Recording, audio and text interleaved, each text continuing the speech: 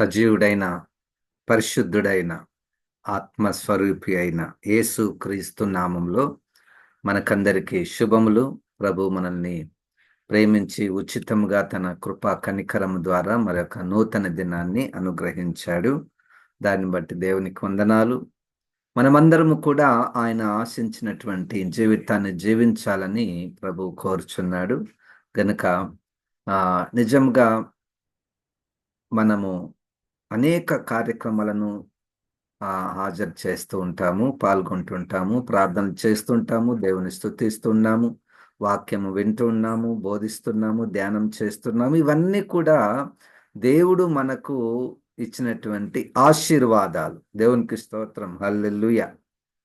ఆ ఒకవేళ దేవుడు ఇట్టి ఆశీర్వాదం ఇవ్వకపోతే మనం సమయాన్ని దుర్వినియోగం చేసేవారమేమో. కనుక దేవుడు ఇన్ని అవకాశాలు మన చుట్టూ అట్టి అవకాశం దయచేశాడు. ఈ మాట నేను ఎందుకు చెప్తున్నానంటే, కొన్ని ప్రాంతాలలో ఉన్నటువంటి వారికి, కొన్ని దేశాలలో, రాష్ట్రాలలో ఉన్నటువంటి వారికి ఇట్టి అవకాశాలు ఉండవు. అటు సంఘం నుంచి కానీ, అటు సమాజం నుండి కానీ, ప్రభుత్వం నుండి కానీ, లేకపోతే ఎలక్ట్రానిక్ మాధ్యమాల ద్వారా కానీ అన్ని అవకాశాలు ఉండవు.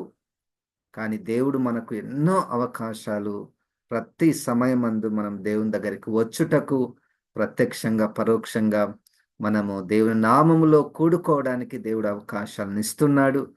అది దేవుడు మనకిచ్చినటువంటి గొప్ప ఆశీర్వాదము. దేవునికి వందనాలు. ఇది మన భక్తి కాదు అన్నట్టుగా మనం గుర్తించాలి. ఇది దేవుని కృప వలనే.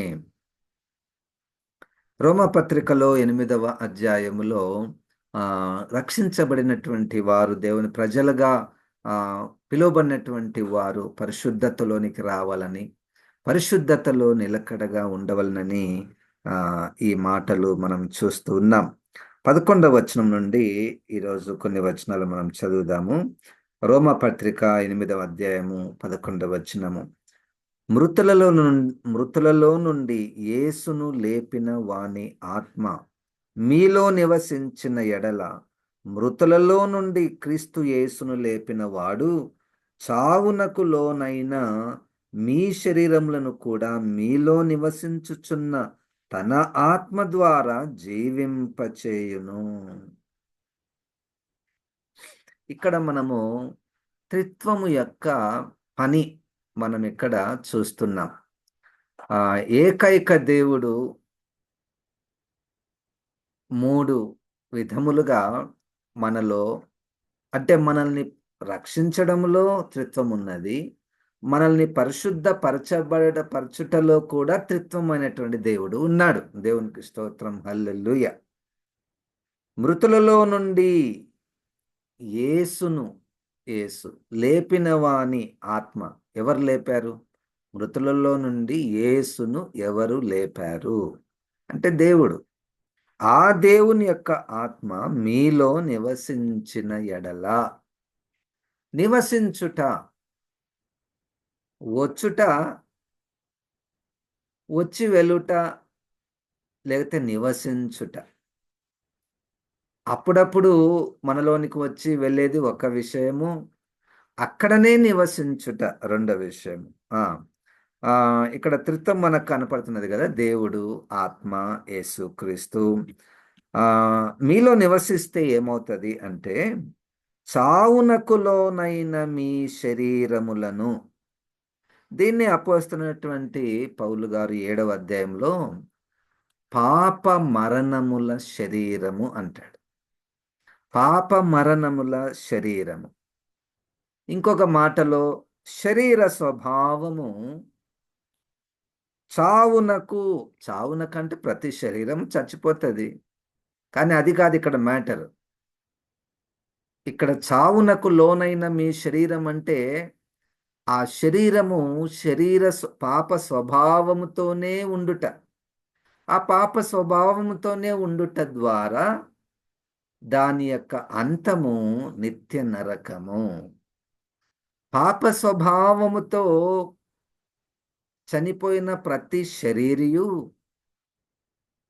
నరకములో వేయబడుతుంది.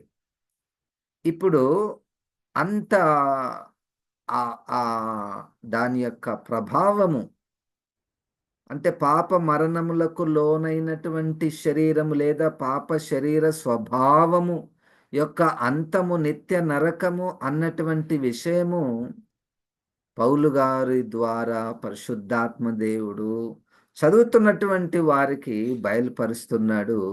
దాని యొక్క తీవ్రత మనము గుర్తించాలి. చూడండి, రోగము ఉంటేనే కదా మందుకు మనం వెళ్ళేది. నొప్పి ఉంటేనే కదా ఏదన్నా మెడిసిన్ వేసుకోవాలని మనం ప్రయత్నం చేసేది. ఆ! మనం అప్పుడేం అది ఫీల్ అవుతే, మనం అనుభవిస్తుంటే, అప్పుడు మనం చుట్టూ చూస్తాం ఏదైనా పరిష్కారం ఉందా? ఏం తింటే, ఏం తాగితే, ఏం వేసుకుంటే, ఏ ఇంజెక్షన్ ఏస్తే, ఏ ఆపరేషన్ చేస్తే ఈ ఈ బాధ పోతది, నొప్పి పోతది, ఈ రోగం పోతది అన్నటువంటిది మనకు ఆలోచనకు సాధారణంగా వస్తుంది కదా!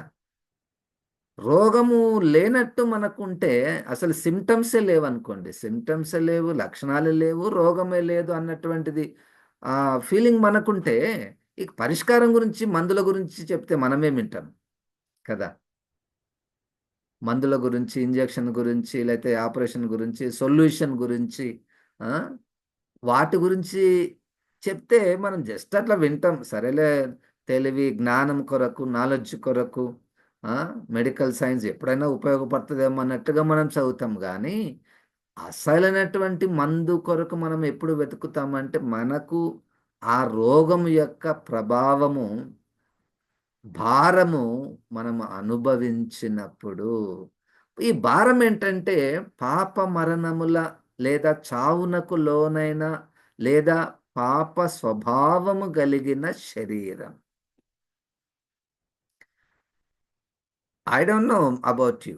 మీ గురించి నాకు తెలియదు.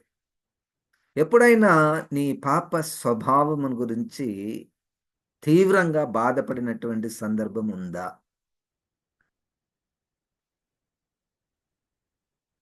పాప స్వభావం గురించి తీవ్రంగా శ్రమపడినట్టు, పోరాటం పోరాటం గుండా వెళ్ళినటువంటి అనుభవము 7వ అధ్యాయంలో అపోస్తలుడైనటువంటి పౌలు గారికుంది. నా వ్యక్తిగత జీవితంలో ఉంది. నీ జీవితంలో ఉందా? ఉంటేనే ఇక నెక్స్ట్ ఆత్మతో నింపబడడం, యేసుక్రీస్తు ఆత్మ మీలో నివసించిన ఎడల, దేవుని ఆత్మ మీలో నివసించిన ఎడల అవన్నీ వస్తాయి అప్పుడు. అవన్నీ అప్పుడు, మందు అప్పుడు అవసరము. లేకపోతే నాలెడ్జ్ కొరకు, జ్ఞానం కొరకు, బైబిల్‌లో మనం విషయాలన్నీ మనం తెలుసుకోవాలి అన్నటువంటి విధంగానే మనం తెలుసుకుంటాం. లేకపోతే బైబిల్ క్విజ్ ఉంది, బైబిల్ క్విజ్‌లో ఇదేమన్నా పనికొస్తదని మనము గుర్తుపెట్టుకుంటాం. కానీ ఉద్దేశ్యము పరిశుద్ధాత్మ దేవుడు ఈ మాటలు రాయడానికి గల కారణం ఏంటంటే, ఫస్ట్ మనిషికి ఆ రోగం ఉన్నట్టు గుర్తించాలి. అదెట్లా తెలుస్తది మనకు? సరే, అప్పుడు గూడా మళ్ళా 16వ అధ్యాయం 8వ వచనం ప్రకారము, యోహాను సువార్త ప్రకారము పరిశుద్ధాత్మ దేవుడే మనలో ఉన్నటువంటి పాప స్వభావమును బయటపెడతాడు. ఈ మధ్యలో నేను గమనిస్తున్నాను, ఏ పాపక్రియలు చేయకపోయినా, ఏ పాపక్రియలు చేయకపోయినా, ఆ పాప రక్తంలో ఉన్నటువంటి, పాప స్వభావంలో ఉన్నటువంటి పాపాలను గుర్తు చేయుట, చూపించుట. ఇదిగో నీ రక్తంలో ఇవి ఉన్నాయి. నువ్వేం చేయడం లేదు గానీ, ఇప్పుడేం చేయడం లేదు. నువ్వేమి ఈ పాపం ఏమి చేయడం లేదు గానీ, ఆ రక్తంలో అది ఒకటుంది. అది ఎప్పుడో ఒకసారి బయటికొస్తది. ఇంతకుముందు మనం చాలా ఉదాహరణలు గూడా మనం చెప్పాం. ఇప్పుడు అవసరం లేదు కాబట్టి అది బయటికి రావడం లేదు. ఇప్పుడు అవకాశం గూడా లేదు. అంతా చుట్టూ జనాలున్నారు. నేనెక్కడ పోయినా జనాలు చూస్తుంటారు. కాబట్టి ఆ పాప రక్తంలో ఉన్నటువంటి పాపాలు బయటికి రావడానికి ఇవి అడ్డుపడుతున్నాయి. అది మాత్రం అక్కడనే ఉంది. అది మాత్రం తీసివేయబడలేదు. మనము పాపము చేయనంత మాత్రాన మనం పాపులము కాము అని చెప్పడానికి రాదు. ఇది మరీ చాలా తీవ్రమైనటువంటి మాటలు ఇవి.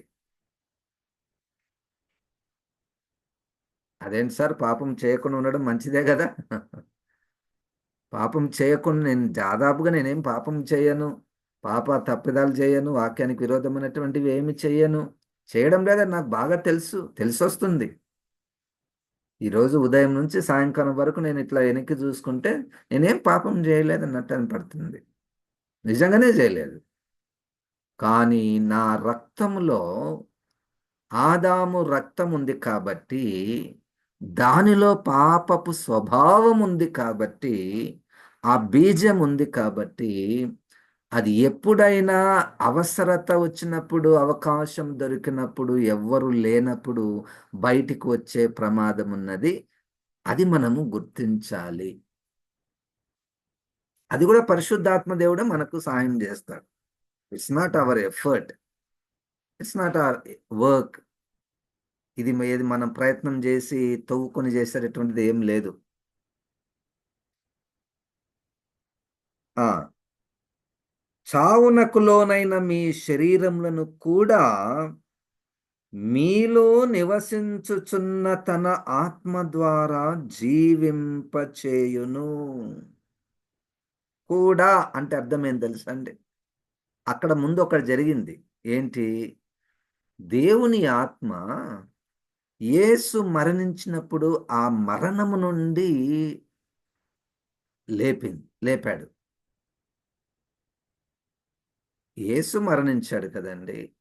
ఇప్పుడు మరణించినటువంటి ఆ శరీరమును లేపేటటువంటి శక్తి, ఆ శక్తి అంట చావునకు లోనైనా అనగా, పాప నియమమునకు లోనైనా అనగా, పాప స్వభావం కలిగినటువంటి నా రక్తము నుండి నా శరీరమును విడుదల చేయును, రక్షించును. అంటే ఇక్కడ రెండు విషయాలు. అంత శక్తి అవసరమా? యేసుక్రీస్తుని మృతులలో నుండి లేపినటువంటి దేవుని యొక్క ఆత్మశక్తి ఎంత గొప్పగా ఉంటే చనిపోయినటువంటి మనిషిని లేపుతుంది. నాలో ఉన్నటువంటి పాప స్వభావమును, పాప మరణముల శరీరమును జీవానికి బ్రతికించాలంటే అంత శక్తి అవసరమా? అంటే అంత అంత భయంకరమైనటువంటి విషయం ఉంది కాబట్టి, దానికి సరిపోయినటువంటి దేవుని శక్తి అవసరమై ఉన్నది. చూడండి, మన మొత్తం అంశం ఏమిటంటే పరిశుద్ధులుగా ఉండుటకు పిలువబడిన వారు. పరిశుద్ధంగా ఉండాలంటే ఇన్స్ట్రక్షన్స్ తోటి, క్రమశిక్షణలతోటి, నియమ నిబంధనలతోటి, శుద్ధీకరణ ఆచారాలతోటి వచ్చేటటువంటిది పరిశుద్ధత కానే కాదు. అవి కాదు. నేను చెప్తే, లేతే మీరు చెప్తే నేను విని నేను కొన్ని మార్చుకోవచ్చు. కొన్ని పైన క్రియలను మనం మార్చుకోవచ్చు. చాలామంది మనం చూస్తుంటాము, సిమ్టమ్స్‌కి మందేస్తారు. దాదాపుగా ఎవరు ఎయ్యరు. లక్షణాలకు మందిస్తారా? లక్షణాలకు టాబ్లెట్లు, ఇంజెక్షన్స్ ఏస్తారా? కాదు. రోగానికేస్తారు. రోగానికేస్తారు. ఇప్పుడు నాకు బాగా సిగరెట్ తాగే అలవాటు. ఏం చేయాలి? అంటే ఒక రీహాబిలిటేషన్ సెంటర్ ఉంది సార్, అక్కడ పోండి వాళ్ళు మానిపిస్తారంటారు. పోయినా నిజంగానే మానుకున్నా నేను. అంటే అటువంటివి ఈస్ దట్ ఫైనల్ సొల్యూషన్? కాదు. కాదు. లోపల పాప మరణముల నియమమున్నది. లోపల ఆదాము స్వభావమున్నది. ఇప్పుడు నువ్వు ఒకటే మానుకుంటావు, దానికంటే రెండింతలది బయటకొస్తది ఎప్పుడో. గనుక this is the uniqueness of the scriptures, uniqueness of our Savior who has come to save us from the sinful nature. Jesus did not come to make people, to turn people from bad to good. No. చెడ్డవారిని మంచివారిని చేయడానికి యేసుక్రీస్తు వచ్చాడు. కాదు, కాదు, కాదు, కాదు, కాదు. అసలు చెడ్డవారు కావడానికి గల కారణమైనటువంటి పాప బీజాన్ని తీసివేయడానికి యేసుక్రీస్తు వచ్చాడు. ఆయన ఇట్లా దాన్ని చేస్తాడు. వింటున్నప్పుడు వింటున్నప్పుడు మన దృష్టి ఆయన గొప్పతనం మీద వెళ్ళాలి. మన దృష్టి మన మీదకి వచ్చి, నా శరీరం ఇటువంటిదా, నా శరీరంలో ఇటువంటి నియమాలు ఉన్నాయా, గనుకనే కదా నేను అప్పుడప్పుడు నేను తెలిసి తెలిసి నేను తప్పులు చేసేది, నా కంట్రోల్లో నేను లేను. పౌలు గారు అయితే లేడు. 7వ అధ్యాయంలో నేను కూడా ఒకప్పుడు లేను. కంట్రోల్లో ఉండం. అప్పటి వరకు బాగానే ఉంటాం, కానీ అవకాశం దొరికితే, అవసరత ఏర్పడితే బయటకు వచ్చేస్తాయి. మీలో నివసించుచున్న ఆత్మ ద్వారా జీవింపచేయును. ఇప్పుడు ఆల్రెడీ మనలో ఆత్మ ఉండాలి. ఆ ఆత్మ ద్వారా పాపమునకు లోనైనటువంటి మన శరీరములను జీవింపచేయును. దేవునికి స్తోత్రం. హల్లెలూయా. ఇట్లా జీవింప చేయబడినటువంటి శరీరము చనిపోయిన తర్వాత యేసుక్రీస్తు రాకడయందు మహిమ శరీరముగా లేపబడుతుంది. యేసుక్రీస్తు రాకడయందు అన్ని శరీరాలు లేపబడవు. అన్ని శరీరాలు లేపబడవు. ఆయన ఇంకొక రాకడ ఉంది. తీర్పు దినమున ఇంకొక రాకడ ఉంది. ఆయన భూమి మీదకి వచ్చేటటువంటి రాకడ ఉన్నది. ధవల సింహాసనం ఎదుట తీర్పునకు అందరూ లేపబడతారు. అప్పుడు అన్ని శరీరాలు లేపబడి ప్రతి శరీరియు ఆయన సింహాసనం ఎదుట నిలబడుతుంది. అక్కడ తీర్పు సమయం అది. సరే, 13వ వచనం. శరీరానుసారంగా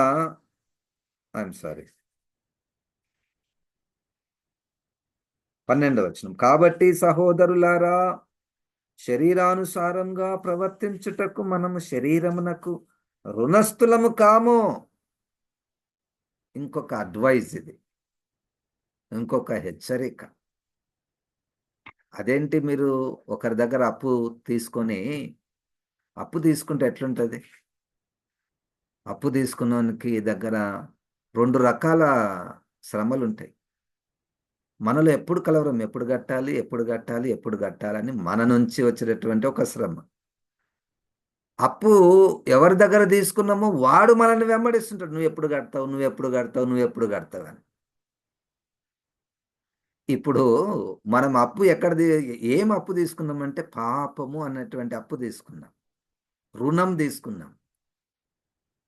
ఎవరి దగ్గర తీసుకున్నాము? ఆదాము స్వభావం దగ్గర తీసుకున్నాం.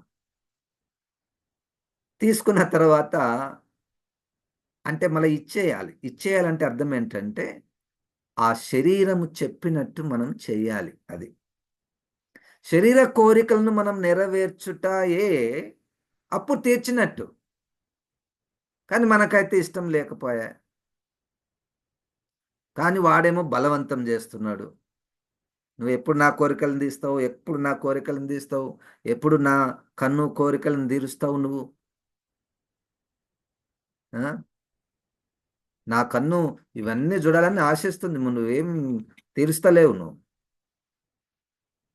అని మనల్ని బలవంతం చేస్తుంది. అయితే ఇక్కడ ఏంటంటే మీరు రుణస్థులు కాదు, మీరు శరీరానుసారంగా ప్రవర్తించిన ఎడల చావవలసిన కాబట్టి సహోదరులారా, శరీరానుసారంగా ప్రవర్తించుటకు మనం శరీరమునకు రుణస్థులము కాము. ఎందుకంటే మనలో క్రీస్తు ఆత్మ నివసిస్తున్నాడు. ఎందుకంటే దేవుని యొక్క ఆత్మ చావునకు లోనైనటువంటి మన శరీరములను సజీవమునకు బ్రతికించను గనుక మనం ఇప్పటి నుండి మనం ఏం రుణస్థులము కాదు. ఇప్పుడు ఎవరన్నా నన్ను అడిగితే ఏమయ్య బాకీ అంటే, నీ దగ్గర ఎప్పుడు తీసుకున్నా నేను రుణం? నీ దగ్గర ఎప్పుడు అప్పు తీసుకున్నా? నేనేం నీకు చెల్లించిన అవసరం లేదు. అయిపోయింది, అప్పుడెప్పుడో అయిపోయింది, తీసుకున్నాము, కట్టేసుకున్నాం. కట్టేసినాం, అయిపోయినాం. ఇక్కడ ఏ ఇక్కడ ఏ ఆర్గాన్ నన్ను అడిగినా, ఏ నా నాలుక అడుగుతుంది. నా నాలుక, ఏం ఈ మధ్యలో ఏం చెడ్డ మాటలు ఏం మాట్లాడతలేవు నువ్వు? అంటే నేను నీకేం బాకీ లేని ఇప్పటి నుంచి నేను మాట్లాడను. 13వ వచనం, మీరు శరీరానుసారముగా ప్రవర్తించిన ఎడల చావవలసిన వారయుందురు గాని ఆత్మచేత శరీర క్రియలను చంపిన ఎడల జీవించెదరు. ఇది ఆయుధం, ఇది పరిష్కారం. శరీరానుసారముగా, ఫ్లెష్లీ నేచర్ ప్రవర్తించిన ఎలా చావవలసిన వారయుందురు. చావవలసిన వారంటే మనము అందరూ శరీరంలో ఉన్నటువంటి వారందరూ చనిపోతారు, అది కాదు. నిత్య నరకములో వేయబడుదురు. శరీరానుసారముగా నడిచినటువంటి వారు నిత్య నరకంలో వేయబడుదురు. అంటే ఆదాము స్వభావం కలిగినటువంటి వారు నిత్య నరకంలో వేయబడుదురు. అంటే ఆదాము రక్తం ఉన్నటువంటి వారు నరకంలో వేయబడుదురు. చావవలసిన ఉందురు గాని ఆత్మచేత శరీర క్రియలను చంపిన ఎడల జీవించెదరు.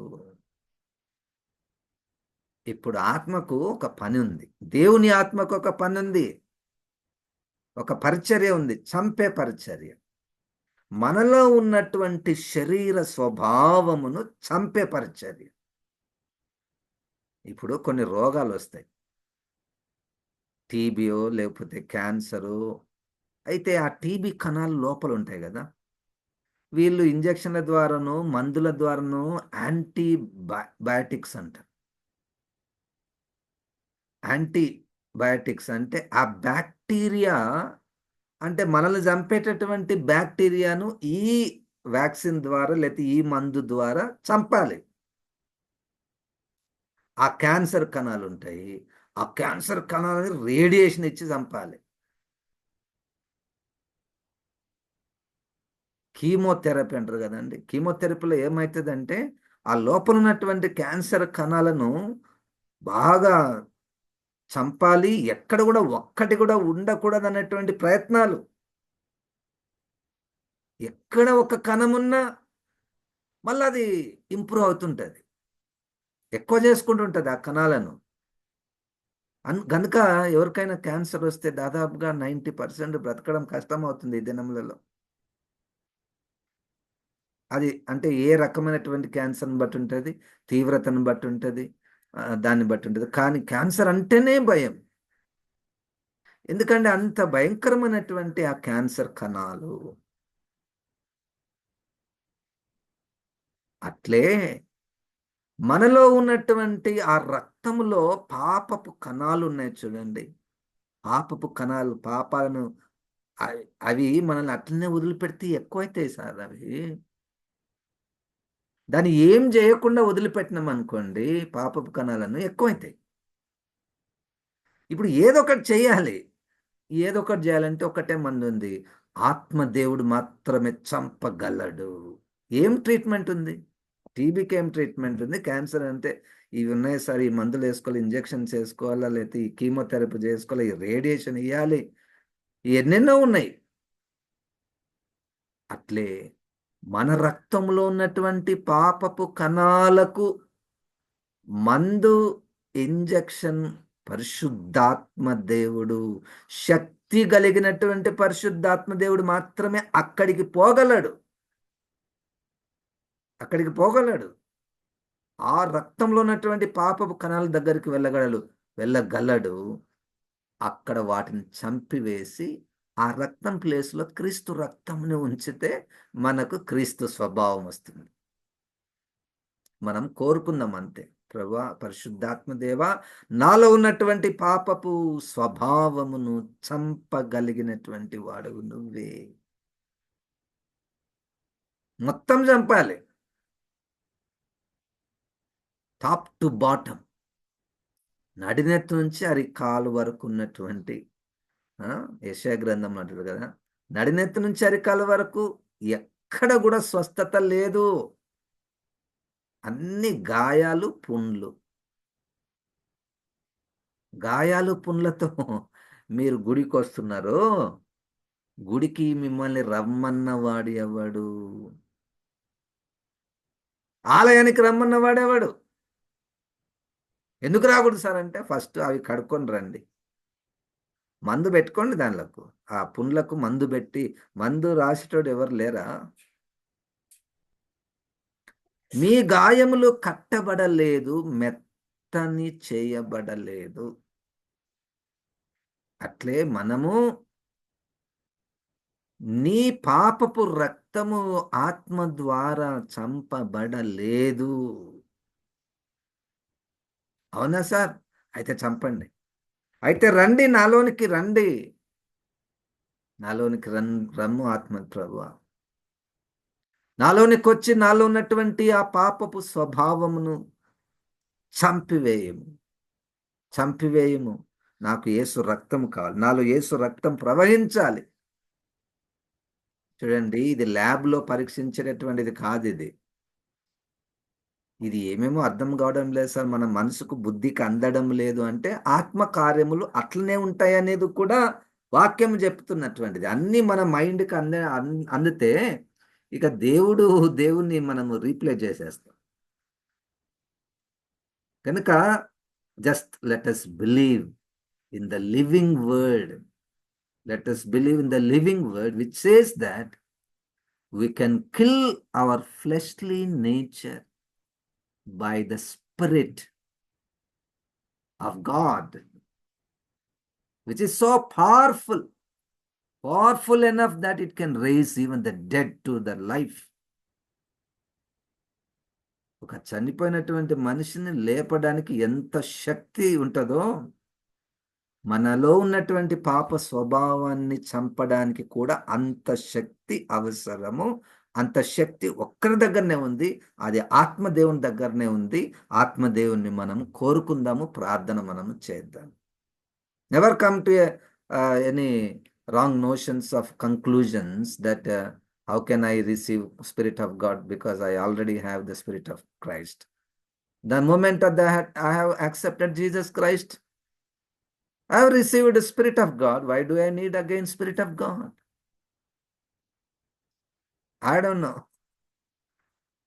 కనుక మనం వాక్యాన్ని మనం నమ్ముదాము, పరిశుద్ధాత్మ దేవుణ్ణి మనం రియలైజ్ అవుదాం. Okay, even if you have spirit of God, let's realise, let's recognise that I have Spirit of Christ who can kill my fleshly desires.